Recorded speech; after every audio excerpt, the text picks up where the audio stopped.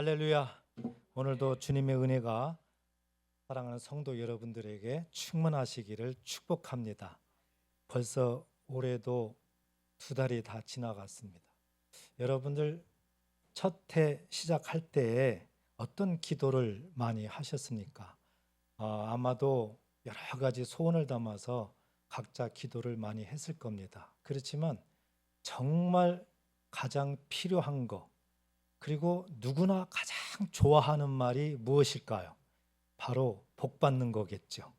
이것은 예수를 믿든 안 믿든 누구나 다 너무 좋아합니다. 그렇기 때문에 한 해 동안도 하나님께서 우리에게 복 주시기를 원하면서 이 시간에 또한 주시는 말씀을 통해서 말씀이 또 이루어지기를 원하면서 하나님의 영광이 나타나기를 간절히 소망합니다. 사람들은 각 집에 이렇게 방문하면서 보면은요, 이 한자로 복복자가 있잖아요. 특히 예수를 안 믿는 집안들이 참 많던데 이 복복자를 붙여놓는 데가 너무 많은 거예요. 어떤 집은 대문을 들어갈 때에 복복자가 붙어 있는 집안도 있고, 또 집에 들어가면은 이방 저방 해가지고 복에 관련된 것들이 너무 많이 있습니다. 그리고 우리 예수 믿는 성도들도 이렇게 방문하고 하다 보면 성경 구절 중에 이 복에 관련된 그런 성경 구절이 너무 많이 있습니다. 사업장에도 가보면 정말 복에 관련된 그런 성경 구절을 붙여놓은 데가 너무 많이 있습니다. 어쨌든 이 복 받기를 원하는 마음은 다 똑같은 것 같습니다. 그런데 우리가 성경을 보게 되면 우리 하나님께서 그렇게 복 주기를 원하시더라고요. 믿으십니까? 하나님께서 사랑하는 성도들에게 하늘의 신령한 복을 주시기를 그토록 소원하고 계시더라고요. 그 마음이 이렇게 느껴지더란 말이죠. 오늘 우리가 읽었던 시편 1편부터 1편의 1장 1절부터 6절까지 보면 이 말씀은 정말 누구나 너무 좋아하고 또 암송도 너무 많이 했던 그런 성경 말씀입니다. 너무 잘 아는 말씀이에요. 그래서 잘 아는 이 말씀을 통해서 우리가 좀 구체적으로 이 복이라는 것에 대해서 다시 한번 생각하는 그런 시간이 됐으면 좋겠습니다. 우선 복의 개념, 복이라는 것이 무엇인지를 우리 성도들은 잘 마음에 새기면서 정리를 해야 됩니다. 세상에서 사용하는 이 복과 하나님 안에서 사용하는 복은 같은 것 같으나 아닙니다. 다릅니다. 세상에서 말하는 이 복은 주로 유교에서 이 오복을 얘기하잖아요. 그래서 부유해야 된다. 부유한 거. 그 다음에 건강해야 된다. 또 장수해야 된다. 가정의 평안이 이루어져야 된다. 자녀에게 복이 있어야 된다. 이런 것들이 중심입니다. 그렇습니다. 이것은 틀린 것은 아니에요. 정말 옳은 말이죠. 그런데 중요한 것은 하나님께서 말씀하는 이 복이라는 것은 차원을 넘어간다는 겁니다. 우리가 세상에서 말하는 이 복, 이것만을 말씀하는 것이 아니다. 아니 어찌 보면 세상에서 말하는 이 복은 그냥 조금 많은 거예요. 하나님께서 주시고자 하는 복은 상상이 안 됩니다. 그렇기 때문에 우리가 이 복이라는 것이 무엇인가, 이 아주 기초적이면서도 이 중요한 사실이기 때문에 오늘 본문을 통해서 몇 가지를 살펴보도록 그렇게 하겠습니다. 우리 예수님께서도 산상수훈에서 우리에게 말씀하셨잖아요. 마태복음 5장에 보면 예수님께서 이 팔복에 대해서 말씀했어요. 세상 사람들은 잘 이해가 안 가는 말들이 많아요. 보세요. 심령이 가난한 자는 복이 있나니. 세상 사람들은 가난 그러면 아주 싫어하는데, 아니 심령이 가난하면 복이다고? 그럼 말이 안 된단 말이죠. 또 애통하는 자는 복이 있나니. 세상 사람들이 봤을 때는 어떻게 애통하는데 그게 복이야? 이렇게 되잖아요. 그러니까 우리 예수님께서 우리에게 말씀하는 이 복의 개념을 보더라도 이 세상적인 그런 복의 개념을 초월하고 있다. 이것을 우리가 알 수가 있는 것이죠. 이제 우리가 이렇게 정리를 해본다면 세상적인 복, 세상에서 말하는 이 복은 한정되어 있다는 사실이에요. 지극히 제한되어 있습니다. 그렇지만 하나님께서 말씀하시는 복은 영생까지 포함된 제한할 수 없는 그런 영원한 복입니다. 이 사실을 꼭 마음에 품으시기 바랍니다. 그래야 하나님이 주시고자 하는 복을 받고 누릴 수가 있기 때문에 그래요. 그래서 우리가 이 성경을 보게 되면은 이 복의 개념을 참 정확하게 아는 것이 중요하다. 특히 세상적인 복보다 하나님이 말씀하는 그 복의 개념을 잘 이해하고 깨닫는 것이 중요하다. 오늘 1절에 보게 되면 이 복의 개념이 무엇인가를 우리에게 설명을 하고 있습니다. 1절의 첫 단어가 뭡니까? 복이죠. 복 있는 사람 이렇게 되어 있습니다. 여러분, 이 복 있는 사람, 이 히브리어로는 아쉬레라고 하는데요. 아쉬레. 이 뜻이 중요합니다. 뜻이 똑바로 가다 이 뜻이에요. 똑바로 가다. 이 복 있는 이것이 똑바로 가다. 더 구체적으로 언급을 하게 되면 하나님께서 제시하는 삶의 길로 똑바로 걸어가다 이 뜻입니다. 하나님께서 제시하는 삶의 길로 똑바로 걸어감으로 주어지는 것, 이것이 복이에요. 그러니까 우리가 세상에서 이렇게 복 저렇게 복 뭐 이런 복을 많이 말하잖아요.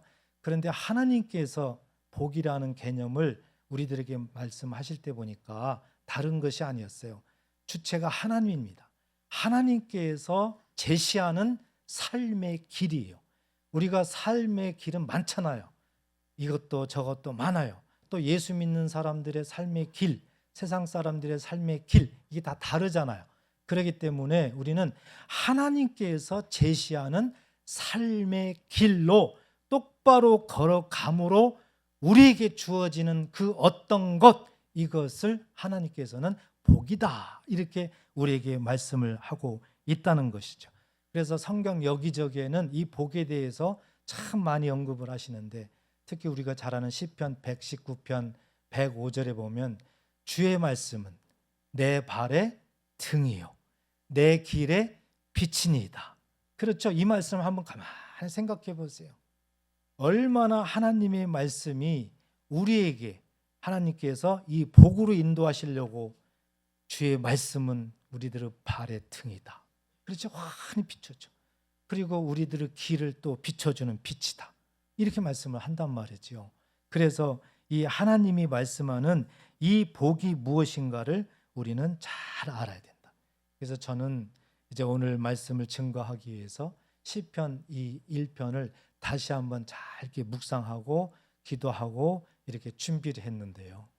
마음속에 딱 오늘 말씀을 이게 묵상하면서 하나님께서 이렇게 우리에게 복 주시기를 원한다는 이 마음과 함께 주의 말씀으로 하나님이 인도하시는 이 삶의 길로 우리가 따라간다면 하나님께서는 우리를 그 자체 복덩이로 여기시는구나.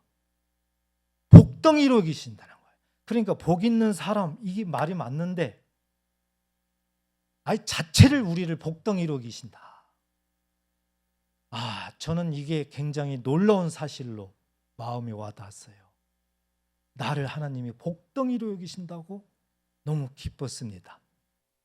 저뿐이겠습니까? 모든 하나님의 자녀들에게 하나님께서 분명히 복덩어리라고 말씀하는 줄 믿으시기 바랍니다. 우리는 이렇게 하나님께서 이 복덩이라고 지금도 우리에게 속삭이고 있는 겁니다. 그래서 신명기 28장도 쭉 보면 1절에서 14절까지 보면 하나님을 잘 믿는 자, 여호와의 율례와 기례를 잘 따르는 자에게는 보니까 아주 무제한이에요. 무제한. 뭐 제한된 곳이 없어요. 그 사람이 가는 곳마다 그냥 복이 나타나는 거예요. 심지어 뭐 떡광주리까지도 복이 임한다는 거죠. 나가도 들어가도 그냥 복이에요. 복. 그러니까 우리는 복덩어리입니다, 여러분. 우리들의 정체성을 좀 잘 이해했으면 좋겠습니다. 우리는요, 때로는 살면서 지치고 힘들고 또 의기소침하고 이럴 때는 자신감이 없잖아요. 예수 믿으면서도 그냥 자신감이 없어요. 나 같은 인생 왜 살지? 굉장히 부정적인 생각도 많이 들어갑니다. 그런데 하나님께서는 그렇지 않은 거예요. 예수 믿는 사람에게는 이것저것 하나님은 따지지 않으세요. 모든 우리의 허물을 예수님의 십자가를 통해서 이미 해결해 주셨기 때문에 하나님께서는 우리를 정말 두고 보기에도 아까운 사랑하는 내 자녀라, 너는 나의 복덩이다, 우리에게 지금도 속삭이는 줄 꼭 믿으시기 바랍니다. 그래서 우리의 정체성이 분명해야 되고 우리는 이제 자신감을 가지고 담대하게 살아야 됩니다. 이 시간 말씀을 들을 때 나는 복덩이다, 한번 속으로 속삭여 보세요. 나는 하나님의 복덩이다. 이거 못하는 사람 누가 있겠어요? 복덩이다. 그런데요, 한번 50번만 해보세요. 분명히 좋은 일이 일어납니다. 나는 하나님의 복덩어리다. 문제도 해결됩니다. 왜요? 하나님의 약속이기 때문에 그렇습니다. 우리는 이제 이 1절에 나와 있는 복의 개념, 복 있는 사람, 이 부분을 통해서 하나님께서 이제 복에 대해서 정의한 그 말을 이제 깨달았습니다. 자, 이제부터는 오늘 이 본문을 통해서 우리가 배우고 우리의 삶 속에 적용해야 될 두 가지가 있습니다. 이 부분을 우리가 알아야 되는데, 하나는 뭐냐면 우리들의 삶의 태도가 어떻게 해야 되느냐. 태도입니다. 태도. 우리가 살아나가면서 어떤 태도로 살아나가야 되는가, 이 부분을 우리가 배우고 적용해야 되고요. 그리고 또 하나는 이 복 있는 사람들의 삶의 특징이 있습니다. 그 특징을 알고 우리도 그렇게 돼야 된다는 것을 우리가 배워야 된다는 것입니다. 먼저 복 있는 사람들, 제가 복덩어리로 표현을 했죠. 그래서 제목을 제가 복덩어리라고 했습니다. 복 있는 사람이 가장 주어가 되는데 이거 가지고 약한 것 같아요. 복덩어리. 그래서 이 복덩어리가 살아가면서 삶의 태도가 어떤가, 이 부분을 살펴본다면 한 가지는 구별된 삶을 산다는 거예요. 구별된 삶을 산다는 겁니다. 1절을 보십시오. 복 있는 사람은 악인들의 꾀를 따르지 아니하며 그랬습니다. 악인들의 꾀를 따르지 아니한다 그랬습니다. 여기서 꾀는 유혹이에요. 권유하는 거죠. 그러니까 악한 자가 유혹하고 권유하게 되니까 따라가는 겁니다. 따라가는 거예요. 악인들은 그렇다는 거죠. 그리고 죄인들의 길에 서지 아니하며 그랬습니다. 여기서 죄인들의 길은 그들의 이제 삶의 방법입니다. 악인들의 삶의 방법이에요. 그것들을 이 악인들, 죄인들은 그 쓴다는 얘기는 동참한다 그 뜻이에요. 그런데 복 있는 사람들은 절대 그렇지 않다. 역설적이죠. 그 다음에 또 하나는 뭡니까? 오만한 자들의 자리에 앉지 아니하고 그랬습니다. 하나님을 멸시하는 것을 오만이라고 합니다.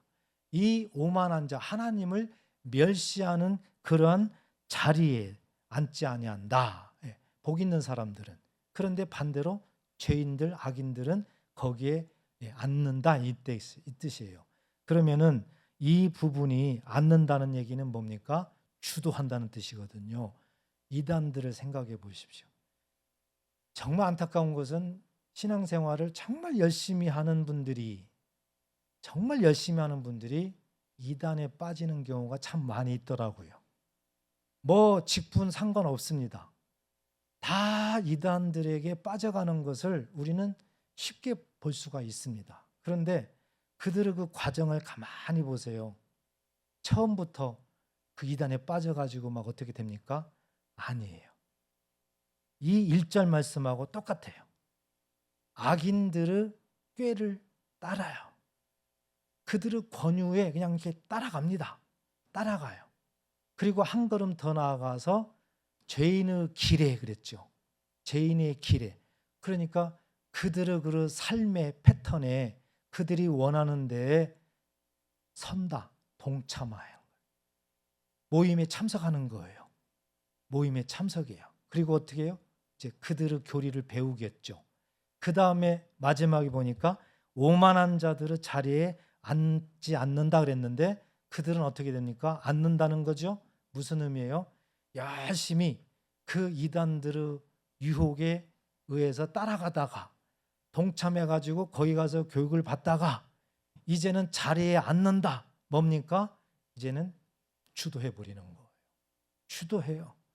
그래서 이단에 빠진 분들 보면 몇 개월 후에, 몇 년 후에 보면은 이단의 우두머리 음악 된 사람도 있고요. 굉장히 심각한 그런 문제를 갖고 있다는 것을 우리는 너무 잘 알게 됩니다. 그렇지만 우리 예수 믿는 사람들은 여기에 전혀 상관없는 삶을 살고 있다. 다시 얘기해서 구별된 삶을 산다. 이것이 복 있는 사람, 복덩어리의 삶의 태도라는 것을 우리에게 말씀을 하고 있습니다. 세상에서 사회생활도 마찬가지잖아요. 죄 짓는 것도 마찬가지예요. 한꺼번에 탁 엄청난 죄를 짓는 거 아니에요. 항상 점진적입니다. 점차적으로 죄가 하나 이렇게 불어나는 거예요. 우리나라에도 그런 속담이 있잖아요. 바늘도둑이 소도둑 된다. 조그마한 도둑질하다가 나중에는 점점 커지는 거죠. 악의 특성이 이렇습니다. 처음부터 큰 거 그것이 아니에요. 조그마한 것부터 해서 조금씩 이렇게 되는 거죠. 그러니까 이 악이라는 것은 마치 마약 같은 거예요. 마약에 중독되면 그때부터는 이제 판단력이 없어지잖아요. 여러분 대나무 죽순 보세요. 처음에는 이 죽순이 이렇게 있는지 없는지 몰라요. 어느 시기까지는. 그런데 봄에 비 오고 난 다음에 갑자기 죽순이 딱 등장하는 그런 모습을 우리는 많이 봅니다. 어느 선까지는 몰라요.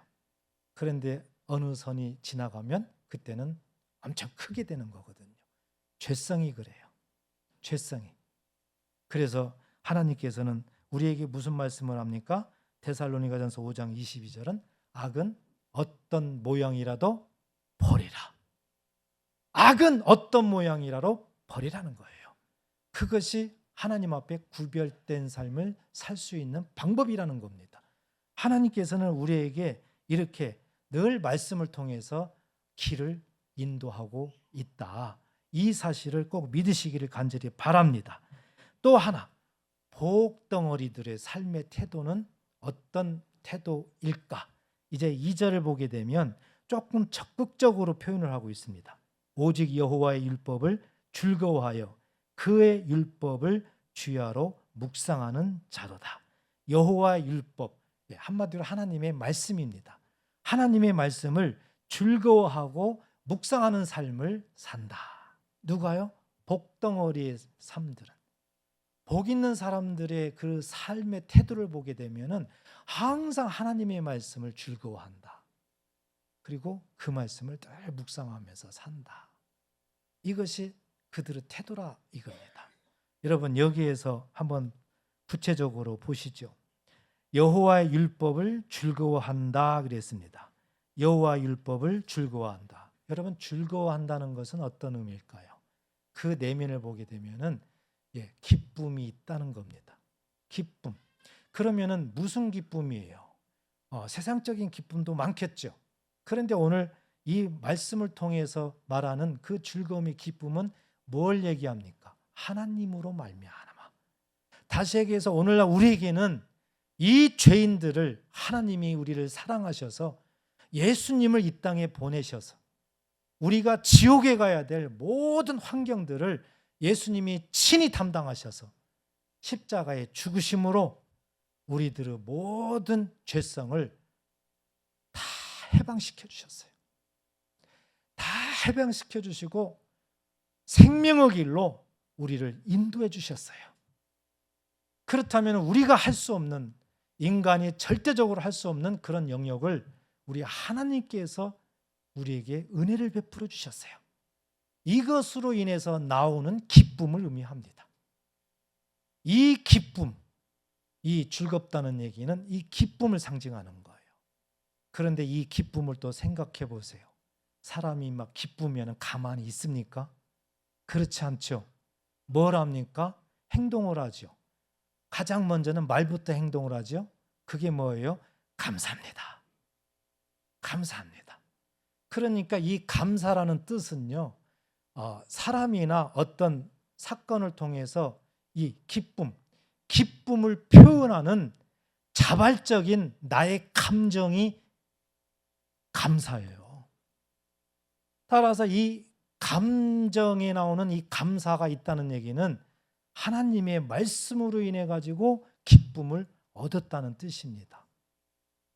그래서 하나님의 말씀을 즐거워하는 사람들 보게 되면은요, 감사가 넘쳐요. 감사. 그리고 그 삶에 굉장한 그 감사의 모습을 엿볼 수가 있는 겁니다.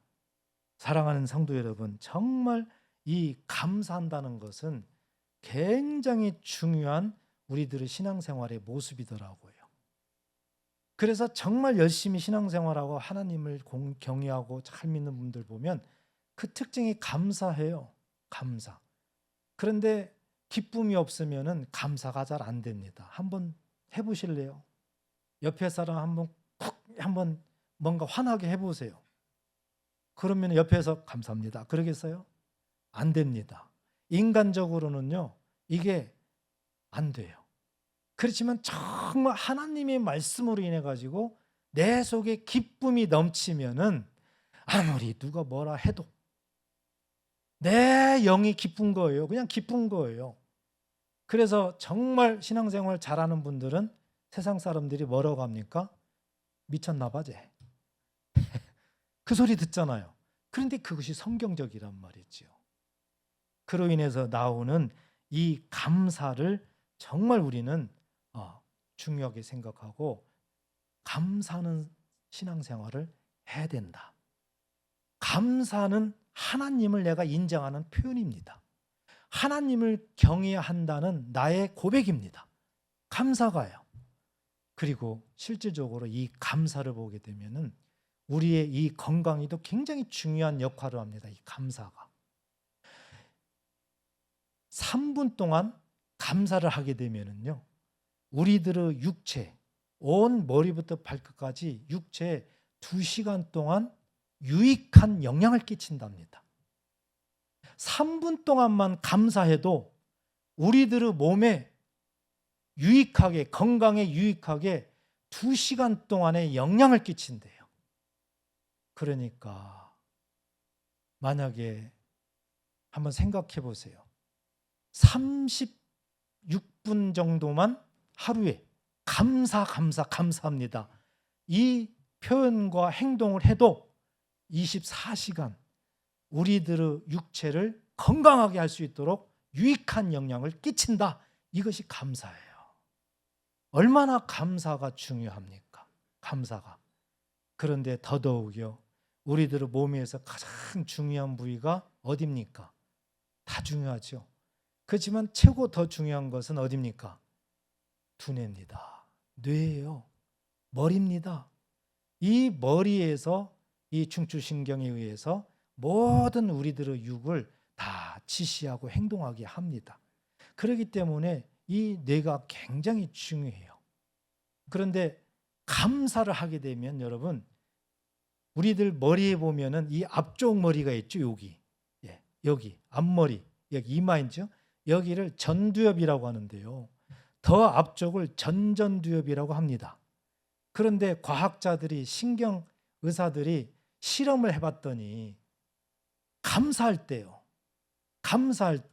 이 전전두엽에 이 대뇌피질이라는 데가 있는데 여기가 엄청나게 활성화되면서 뇌 신경세포가 아주 활발하게 움직이더래요. 감사할 때 이런 일들이 일어나더래요. 그리고 이렇게 감사할 때 그렇게 활성화되다 보니까 뭐가 좋아졌느냐? 기억력이 좋아지더래요. 기억력. 그리고 집중력이 좋아지더래요. 야, 이 감사가 우리는 말로만 감사해야 됩니다. 성경에도 보면 여기저기 보면은 감사가 많이 나오잖아요. 항상 기뻐하라, 범사에 감사하라. 우리가 모르는 사람이 없어요. 그런데 이것을 그냥 1 더하기 1은 2 뭐 그냥 형식적으로 지나갈 때가 너무 많다. 그런데 감사, 하나님의 말씀으로 인해서 감사가 나온다면, 기쁨과 감사가 나온다면 하나님을 내가 경외한다는 나의 신앙 고백도 되고, 하나님을 인정한다는 고백이 되기 때문에 하나님의 기쁨도 되고, 그렇다면 나에게 하나님께서 복을 내려주실 거고, 나의 믿음은 성장하실 거고. 그렇지만 실질적으로 우리들의 육도 보니까 엄청난 건강이 회복되더라는 거예요. 어찌 보면 세상에서 우리가 이것저것 먹는 약 있잖아요. 그것보다도 이 감사역이 아주 핵폭탄이라는 겁니다. 우리가 신앙생활하면서 이 사실을 알아야 돼요. 그렇다면 우리의 신앙생활의 그 삶의 태도는 어떻게 해야 됩니까? 늘 하나님 말씀을 즐거워하면서 묵상하면서 감사하는 삶을 살아야 된다. 그래서 이래도 감사, 저래도 감사. 그래서 한번 우리가 도전해보자 이거죠. 현실은 마음대로 안 되죠. 항상 좋은 일만 있으면 감사할 수 있겠죠. 그렇지만 그렇지 않은데 이게 쉽지는 않겠죠. 그러나 하나님께서 우리에게 복 주시고자 하는 그 통로이기 때문에 정말 복 받기를 원한다면 감사, 이 감사의 삶을 도전해 보시기를 주의 이름으로 축복합니다. 우리가 잘 아는 미국의 예전에 대통령 레이건 대통령도 아시죠? 그분도 참 훌륭하시고 많은 일을 했지만 그 마지막 삶은 어땠습니까? 알츠하이머, 치매로 인해 가지고 정말 어려운 그런 시간을 보낸 거 여러분들 다 아십니다. 그리고 우리가 잘 아는 아주 유명한 예전에 배우가 있었죠. 윤정희 씨. 보세요. 그렇게 삶을 남들이 부러워할 정도로 살았지만 나중에 보니까 그 치매로 인해 가지고 그 삶이 그래요. 그리고 책을 근래에는 태진아 씨의 그 부인도 보세요. 그러니까 인간의 힘으로는 안 되는 영역들이 많이 있습니다. 그렇지만 우리가 성경을 통해서 분명히 배우고 적용할 수 있는 것은 감사하라. 감사하라. 이것을 열심히 해보십시오. 그래서 일주일에 몇 번이라도 감사 노트도 써보시고 또 누구한테 감사하다 고백도 해보시고 한번 나름대로 노력을 해보십시오. 분명히 달라집니다. 더 중요한 것은 우리들의 육체도 달라져요. 그래서 영도 달라져요. 육체도 달라져요. 그러니까 하나님을 경외하는 그 기쁨이 계속해서 증가되는 것입니다. 꼭 감사하는 삶을 사시기를 주의 이름으로 축복합니다. 이제 복덩어리들의 그 삶의 태도가 어떤가를 우리가 살펴보니까 구별된 삶을 살더라. 그리고 항상 하나님의 말씀을 즐거워하면서 묵상하는 삶. 다시 얘기해서 감사하는 삶을 살더라. 자, 이렇게 살다 보니까 이들의 특징이 이제 드러나게 되는 거예요. 이들의 삶의 그 모습이 이제 드러나게 되는 거죠. 그게 무엇인가? 오늘 3절에 보면 우리가 엿볼 수가 있는데요. 그는 시냇가에 심은 나무가 철을 따라 열매를 맺으며 그랬습니다. 여러분, 복 있는 사람, 복덩어리를 우리 하나님은 시냇가에 심은 나무와 같다 이렇게 표현을 하고 있습니다. 여러분, 시냇가에 심은 나무를 생각해 보세요. 항상 물이 있습니다. 물과 나무 절대적입니다. 나무나 사람이나 물이 없으면 살 수가 없어요. 이 물을 항상 공급받으니까 시냇가에 심은 이 나무는 항상 열매를 맺게 되는 것이죠. 바로 하나는 열매를 맺는 삶을 살더라. 정말 복 있는 사람, 복덩어리들의 삶을 보니까 열매 맺는 삶이더라는 겁니다. 항상 물을 먹고 살기 때문에 그렇습니다. 우리가 더 하나님 말씀을 더 이제 연구하다 보면 이 물이라는 것은 어떤 의미를 두고 있을까? 이것저것 다 떼면은 그냥 정리 하나 하면은 생명의 말씀이에요. 물은 생명의 말씀이에요. 하나님의 말씀이 항상 있는 곳에는 열매가 있다. 무슨 열매입니까? 성령의 열매예요. 그래서 어디를 가든지 간에 사랑과 희락과 화평과 오래 참음, 자비, 양성, 충성, 온유, 절제. 갈라디아서 5장 22절 이하에 나와 있는 그런 하나님께서 우리에게 허락하신 성령의 열매를 맺고 살더라는 겁니다. 이것은 뭐 잘 살고 못 살고 그런 차원이 전혀 아니에요. 하나님께서 이렇게 복 있는 사람, 복덩어리들의 그 삶의 특징을 보니까 열매를 맺는 삶이더라. 이제 우리가 한번 적용해 보십시오. 과연 나는 열매가 무엇인가? 안타깝게도 정말 신앙생활 하는 분들 보면은요, 이상한 열매 맺는 사람들이 많아요. 교회에서도 보면은 이제 막 분당질하고 패거리질하고 이런 아주 악한 열매 맺는 사람들이 많아요. 그리고 나 잘났다 해가지고 뭐 다 무시합니다. 목사님들도 무시하죠. 뭐 막 무시해. 왜 하나님은 성령의 열매를 맺으라고 했는데 왜 세상의 열매를 자꾸 맺는지 모르겠어요. 물론 열매 맺는 건 자유죠. 자유의지를 주셨으니까. 그렇지만 정말 복 있는 사람이라면, 복덩이라면은 우리는 성령의 열매를 맺을 수밖에 없다는 겁니다. 그렇기 때문에 내가 복 있는 사람인지 복덩어리인지는 열매를 보면 아는구나. 나의 삶, 나의 신앙생활에서 내가 지금 열매를 뭘 맺고 있나 이걸 보면 하나님이 너는 복덩어리야. 도장 찍어주고 있는 것 같구나. 우리는 이것을 오늘 말씀을 통해서 알 수가 있습니다. 우리 예수님께서도 이제 직접 오셔서 이 말씀을 이루고 계세요. 우리가 요한복음 15장 4절 5절 보면 내 안에 거하라 나는 너희 안에 거하리라. 가지가 포도나무에 붙어 있지 아니하면 스스로 열매를 맺을 수 없음 같이 너희도 내 안에 있지 아니하면 그러하리라. 열매를 얘기해요. 5절 나는 포도나무요 너희는 가지라. 아주 쉽게 비유를 하잖아요. 예수님은 포도나무래요. 우리는 가지래요. 그가 내 안에 내가 그 안에 거하면 사람이 열매를 많이 맺나니 나를 떠나서는 너희가 아무것도 할 수 없습니다. 가지와 나무는 항상 붙어 있어야 됩니다. 왜요? 그래야 영양분을 공급받기 때문에. 바로 이런 것처럼 예수님과 우리가 붙어 있어야 된다는 겁니다. 붙어 있어야 된다는 거예요. 그랬을 때 열매를 맺는다. 무슨 열매요? 성령의 열매를 맺는다. 그러니까 예수님께서 이 말씀을 이 땅에 오셔서 이루었다는 것은 최고의 복이에요, 우리한테는. 예수님이 오지 않으셨다. 예수님이 오셨어도 하나님께서 약속하신 말씀들을 이루지 않으셨다. 아무 소용없어요. 그런데 예수님께서 오셔서 이런 말씀을 우리에게 말씀하시고 이루시고 얼마나 복인가. 사랑하는 성도 여러분, 어떤 환경에서도 오직 예수께 붙어 있으시기를 바랍니다. 지금은 너무 세상이 악하고요.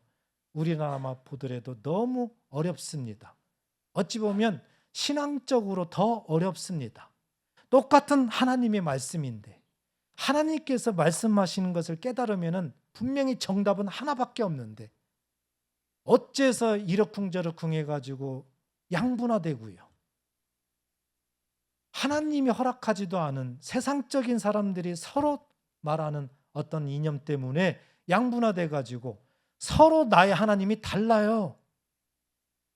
이거야말로 신앙적으로 위기가 아니고 뭡니까? 우리는 오직 하나님의 말씀에 순전하게 붙어 있어야 됩니다. 그래서 하나님께서 주시는 열매를 맺는 그런 복덩어리의 삶, 복 있는 사람이 돼야 될 줄 믿습니다.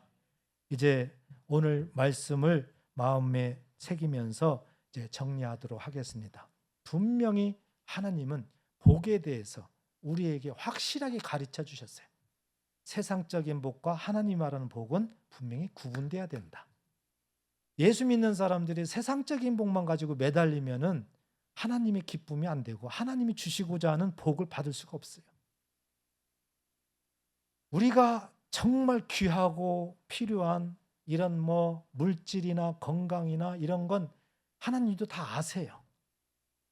그렇지만 하나님이 주시고자 하는 더 큰 복은 바로 예수님이십니다. 예수님을 통해서 이 땅에 이뤄놓으신 하나님의 말씀들이 우리들의 삶에 하나하나 우리가 따라감으로 인해 가지고 이루어지는 것, 그것이 최고의 복입니다. 가장 우리에게 이런 복이 임하게 되면은 우리에게 나타나는 것이 평안이에요.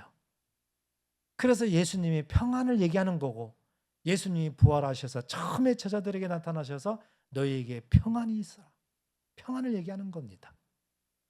꼭 가정마다 평안이 넘치시기를 축복합니다. 하나님께서 우리 광교 사랑의 교회를 사랑하십니다. 성도 한 분 한 분을 사랑하십니다. 지금도 여러분들에게 너는 나의 복덩어리라 이렇게 말씀하고 있습니다. 하나님의 음성으로 들으시고 오늘 정말 이 복 있는 사람을 보니까 구별된 삶을 살아요. 하나님 말씀을 늘 즐거워하고 묵상하는 삶을 살아요. 그런 사람들을 보니까 항상 성령의 열매를 맺고 있어요. 그리고 또 3절에 읽다 보면은 형통하리라 이렇게 나오죠. 형통한 삶을 살고 있다는 겁니다. 한 말씀만 더 드리면은, 전도하게 되면은요, 교회 다니다가 안 다닌 분들이 너무 많아요. 왜 교회 다닌 지 얼마 안 되는데 안 다니십니까? 그러면 그런 얘기를 합니다. 전도하는 사람들이 교회에 가면 뭐든지 다 잘 된대. 예수 믿으면 다 잘 된대. 예수 믿으면 막 다 복 받는데.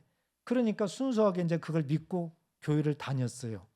그랬는데 웬걸 안 다닐 때보다도 더 나쁜 일도 많고 문제도 많고 막 그러는 거예요.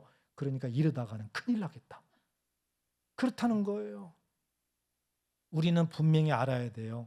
여기서 형통이라는 하나님의 말씀은 무조건 잘 된다고 해서 그게 형통이다 이렇게 말하지 않아요. 물론 범사에 잘 되고 뭐 잘 되는 것도 형통이지만, 하나님이 우리에게 계속해서 주목하게 만드는 것은, 이 세상을 하나님은 너무 잘 아시잖아요. 세상이 사망으로 인해 가지고 많은 어려움, 고난, 역경이 있으면 알잖아요, 하나님은. 그러니까 하나님의 자녀들이 이 세상에 살아도, 예수를 믿어도 많은 어려움이 있다는 것을 너무 잘 알아요, 우리 하나님께서. 하나님은 그러한 환경 속에서, 그런 고난과 역경 속에서도 하나님을 경외하면, 예수를 믿으면, 하나님이 인도하시는 길로 따라가면은 하나님께서 인내할 수 있는 힘을 주시고, 순간순간 헤쳐나갈 수 있는 지혜도 주시고, 하나님께서 승리할 수 있는 능력도 주셔서 결국에는 이긴다는 겁니다. 그것을 형통이라고 하는 거예요. 형통. 그러니까 예수 믿는다고 무조건 다 잘 된다 이렇게 해가지고 나중에 안 되면은 나 시험 들었어 뭐 그렇게 하는 거 참 불쌍한 거예요. 우리 예수 믿는 사람들은 고난은 당연하게. 그래서 시편 기자도 고난은 내게 유익이라고 했잖아요. 나중에 보니까 그것으로 여호와 율례를 배웠다는 거 아닙니까? 그래서 정말 하나님을 믿는 사람들은 이 형통이라는 그런 삶을 이런 모습으로 산다는 겁니다. 꼭 이 말씀이 저와 여러분들 삶 속에서 그대로 이루어지시기를 주의 이름으로 축복합니다.